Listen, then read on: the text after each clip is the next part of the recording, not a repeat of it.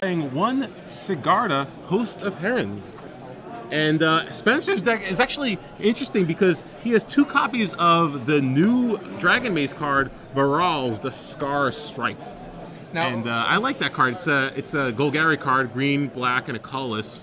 We can bring it up on the screen for you in a bit, but it's basically a 3-mana 2/2. All his creatures in his graveyard gain scavenge for their casting cost. It's also another sacrifice effect. So if you have cards like Mark of Mutiny in your sideboard, it's a similar effect to sort of like what Aristocrats Act 2 does, where you can steal creatures and sack them. We see a Cackler, the first action of the match from Spencer Stout. Now, the Rakdos Cackler, amongst the many one-drops in here, including Experiment 1 and... wow, I thought that there was actually another one. I read Mog Flunkies as Mog Fanatic, but I don't even think Mog Fanatic is legal right now. It looks like Experiment 1 and Cacklers. That's it. And again, that's it.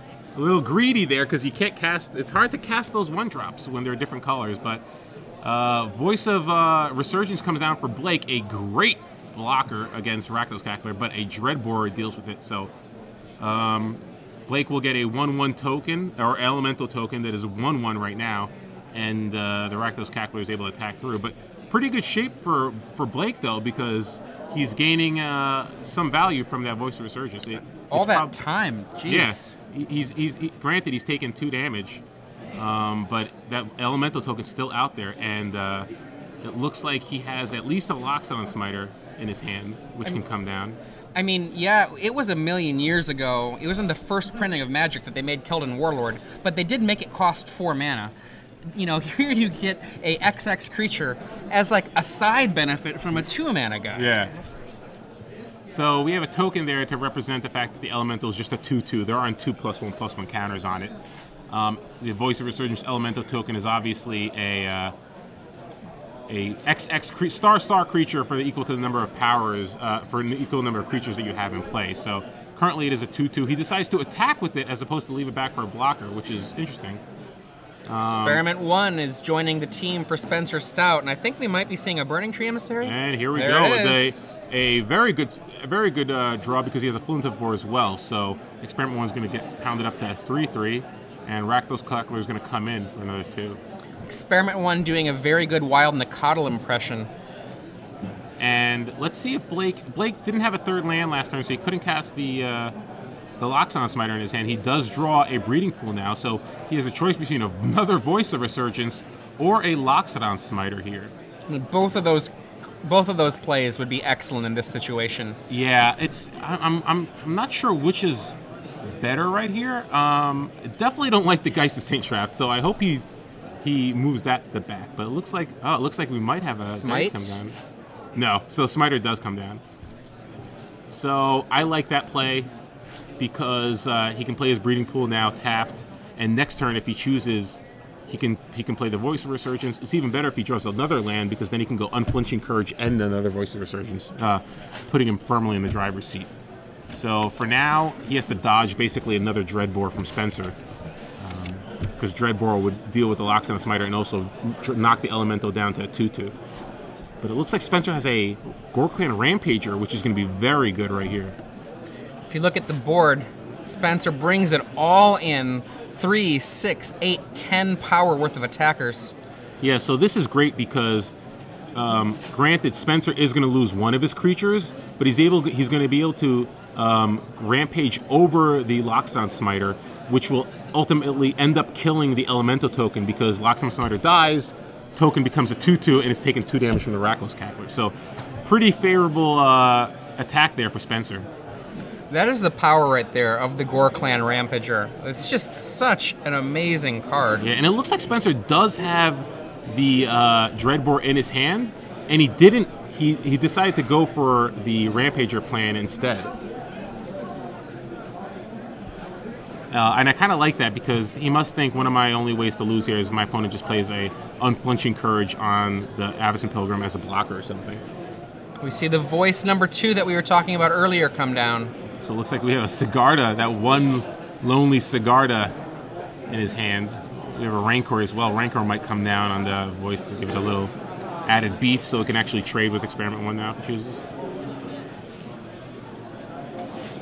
So does he have the Dreadboard? Oh no, that was actually Dragon's Skull Summit. So, although it looks like he drew a non-land card, either a Golgari Dreadmangler maybe. Yeah, it looks like it's a Dreadmangler, or no, maybe it's a Vraska. That would be great. That would be an amazing draw. He did look at his graveyard. Yeah, because Rampager basically is like a 4-mana, 4 tokens on the creature because of the scavenge, and he has a Cackler, so he can make his Experiment 1 a 3/3, have it 3+1/+1 counters on it, so he can actually put a Regeneration Shield on it. Yep. So it looks like that. A little glare on that card, but yep, it definitely is a Vraska because he's removing a Rakdos Cackler to put another counter on his Experiment 1 here. So all the creatures are coming in. Voice of Resurgence here can probably just block the Flinthoof Boar, because if he blocks the Experiment 1, Spencer can just remove 2 counters to put a Regeneration Shield on it and still trade with the Voice of Resurgence. So I like this play here. He's going to trade with the Flinthoof Boar, and he chump blocks the Experiment 1, and he takes 2 from the Burning Tree Emissary. Or did he not chump? Maybe he didn't chump there. Blake Wyatt down to 2 life, facing a Burning Tree Emissary, a 4/4 Experiment 1, and a Varolz the Scar Striped. So does he have Unflinching Courage and Rancor in his hand? No, game 6 life, 5. No, that's not enough, because Vraska's ability is going to play a major role next turn in removing that Gore Clan Rampager. I mean, one of the other things, too, is that that troll of his, he can use it to sacrifice any creature that would have lifelink blocking it, you know, so... Yeah, so whatever creature he does block with the Unflinched Courage creature, he can just sack it. So, yep, looks there's like the Courage. Courage come down. And I think he still attacks here, right?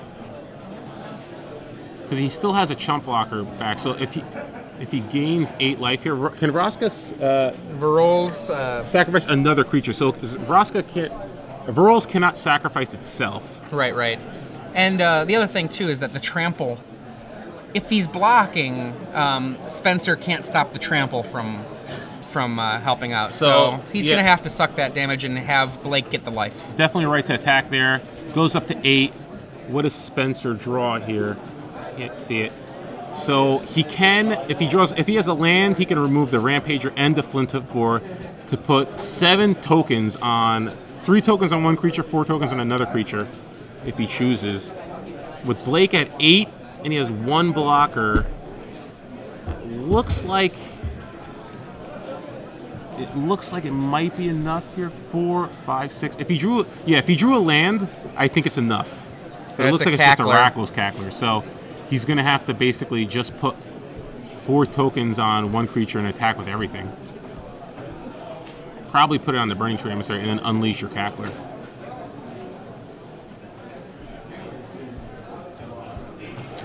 For those of you who are just joining us, I'm Adrian Sullivan here with Osip Lebedovich, and we're watching Blake Wyatt versus Spencer Stout here in the first game of this round 6. So choose to put it on the Vraska instead.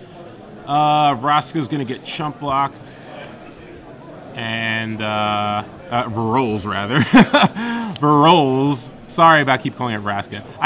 It's the only Golgari gold rare that I ever see him play. So Varolz gets chump blocked, and Blake ends up taking 6 damage, dropping to 2, and the elemental becomes a 1/1. Spencer plays the Cackler not leashed rather. And it looks like we're going to have maybe a Geist of St. Traft come down here. One of the awesome things about the Bant Hexproof list is being able to give creatures lifelink is shockingly good if they're huge. Like Geist. Yeah, so Geist comes down.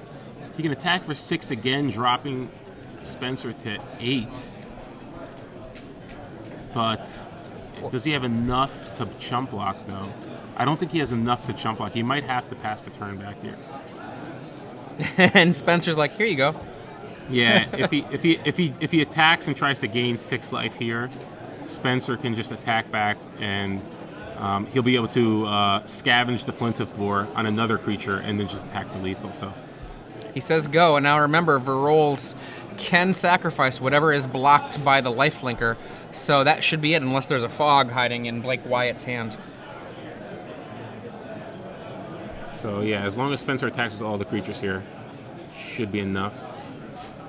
Or no, I believe if Blake blocks Verolls. Verolls can't sacrifice itself. Yeah, so if he has to block Verolls. Oh wow! He's making Verolls a big man. So he's making. I've never seen Verolls so big. Wow. That is a 9/9 Verolls. So this is a really aggressive play by Spencer. So let's see here. Oh, he's gonna have to block 4, 5, 6, 7. So Blake could choose not to block with the Geisting Trap and just block the Verolls. He'll gain 6, bringing up to 8, and take 7, because the Rakdos Cackler isn't leashed. It's Well, I wish I saw that before going through all the math. Yeah, if Spencer didn't have that Rampager, Blake would have had the out of not blocking with the Geist, and then the Rancor would have came back to his hand. If he drew a Spectral Flight or any other enchantment. Any other +2. It would have been enough. Yeah. And there actually would have been quite a few options for that. Every single... any one of the enchantments, even a Simic Charm, does it. Wow, that was an exciting game, honestly. Pretty exciting game. Blake didn't really get anything going early on. He did have the unflinching courage, but a little too late to the party.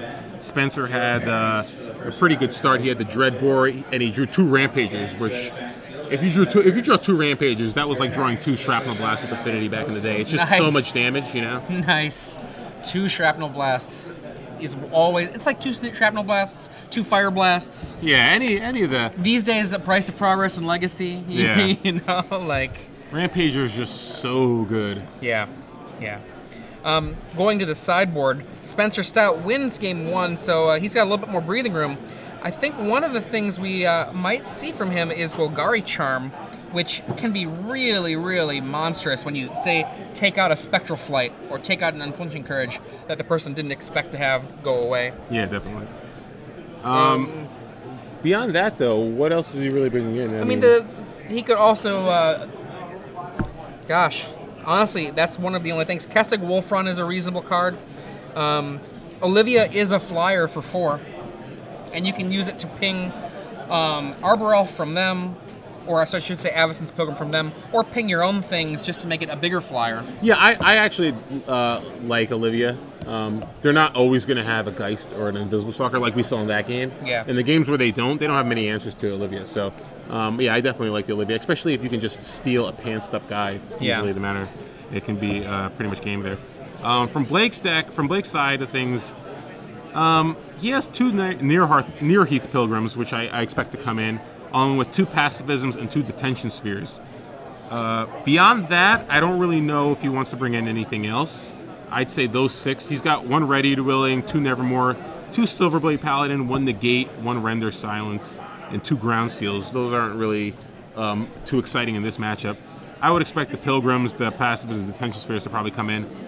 In this matchup, I don't love Rancor, just because it doesn't really do that much. I mean, it's not the enchantment that matters the most. Spectral Flight and Unflinching Courage are probably the 2 most important enchantments in your deck. Ethereal Armor at least gives your guy first strike. Rancor, the Trample can be effective, but again, you already have Unflinching Courage. You really need to try to just win these races by gaining life. I think that the Sigarda probably doesn't need to be in the deck anymore. And if we're boarding out 1 more card, maybe I'd board out 1 Ethereal Armor, perhaps. I think Simic Charm's fine because it can at least bounce cards. So I'd expect, again, I think this matchup it's pretty much a race. Rancor is a reasonable card, but I think of all the cards in your deck, it's probably the weakest. One of the things about Rancor in a race like this is that you actually, even with a Rancor, might not be the aggressor.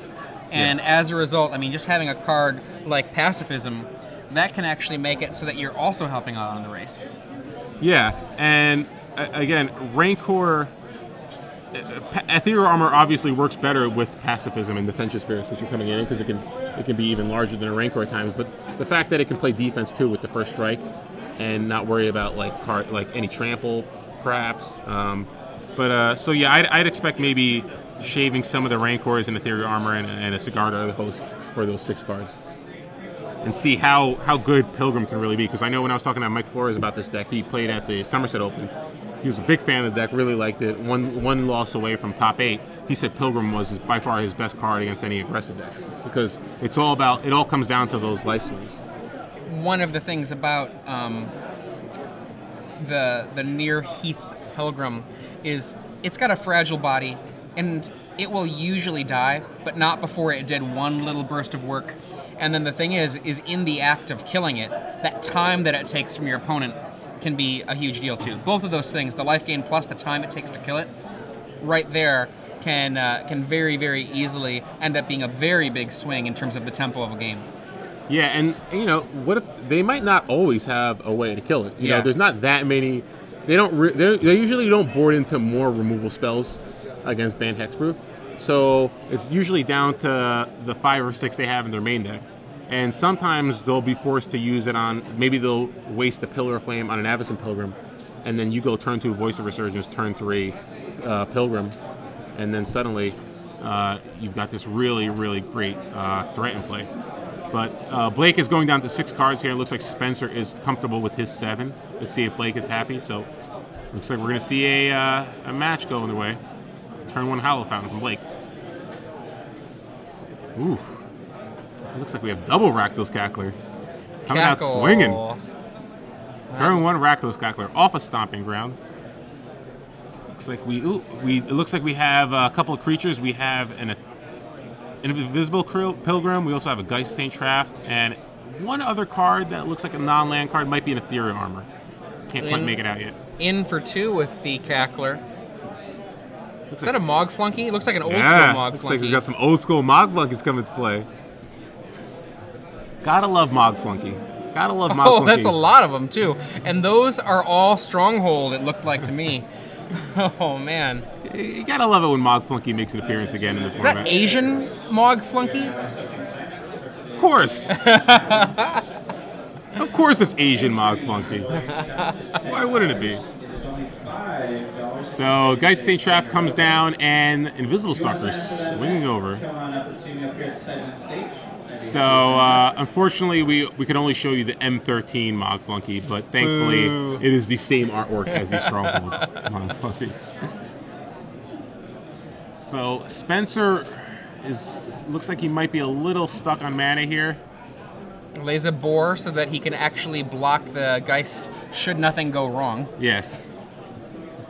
we definitely see a Ethereal Armor in his hand, so looks like Ethereal Armor could come down right here. Spencer tapped out, F6. So I wouldn't be surprised if we just see an Ethereal Armor on the Geist and everything comes in, but again, is this enough, you know? Spencer has a lot of creatures in play, and Blake is already at 13, so attacks over for 8. Next turn, potentially lethal, but he's going to have at least, he can chump block. He goes in with both. And we see 9 points of damage coming on in, 4 of it blockable. Pardon me, 3 of it blockable. And it's funny. It's 8, my bad. It shows you just how close these games can be. One turn where you're gained 4 life or 5 life can be the difference. Spencer basically needs to, that token should be gone. So Spencer just needs to be able to chump block that Geist for 1 turn and have Blake brick on an enchantment or a pump spell or something, or a bounce spell. And Blake could have access with his mana. He could have access to a Simic Charm in hand.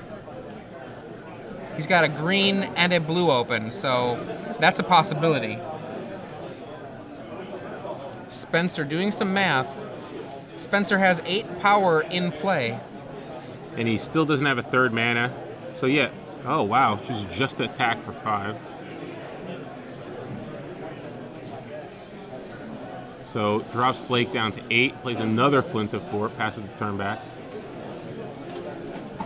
And now Blake does nothing at the end of the turn. Planning to double block that Geist. And we have another Geist of Saint Traft coming into Blake's hand. Not sure what else Blake has. Blake planning just to attack Spencer down to 2. and play another Geist Saint Trap, but that probably won't be enough. He can chump block that turn. So yeah, looks like he's trying to keep back that Geist Saint Trap. In for lethal. They both block. First strike one. The surviving one finishes off the Geist. Spencer drops to 3. So we're gonna see. Oh, it looks like he has a Voice Resurgence. So we're gonna see. Are we gonna see the Geist come down here or the Voice? I think his plan was to try to win with the Geist next turn. So I'd expect the Geist to come down. But does he? No. Voice plus mana open. So interesting. Maybe he's. Oh wow. Gorklan Rampager to the rescue. I think that might be enough. Spencer still has to worry about Simic Charm, but it would have felt like Blake would have Simic Charmed at the end of the last turn if he had it in his hand. I don't think Spencer has to worry about anything. I think if he had the Simic Charm, he definitely would have used it last turn to deal with the other Flinthoof board and save your Geist. Because then you could have also cast a Voice of Resurgence anyway. So I think he's okay to. He's probably comfortable to just go for the kill here with Gorklan Rampager. And Blake blocks and blocks. So if he rampages 6, that's the kill if nothing happens. Yep, rampage the Flunkies, trample over for 7, and that is it. Not much Blake can do there. I mean, maybe if he. Either way, Spencer drew the Gorklan Rampager, so I don't think there was a different play he could have made, really. But yeah, it was close. It shows you just how important those turns are. Yeah. And how great, even though Pilgrim is a 1 toughness creature invulnerable, just gaining life 1 turn is usually the difference between winning and losing. I mean, right there with that block, Spencer did exactly enough to go hit Blake to 0. So, I mean, as you were saying, like a Pilgrim, a near Heath Pilgrim, would have been a very, very big swing. Yeah. Just even once, even it triggering Yeah, once. just 1 trigger, because you can usually do enough damage. Even there, if Blake dropped Spencer down to 3, if he played another Geist and he had some sort of life gain effect,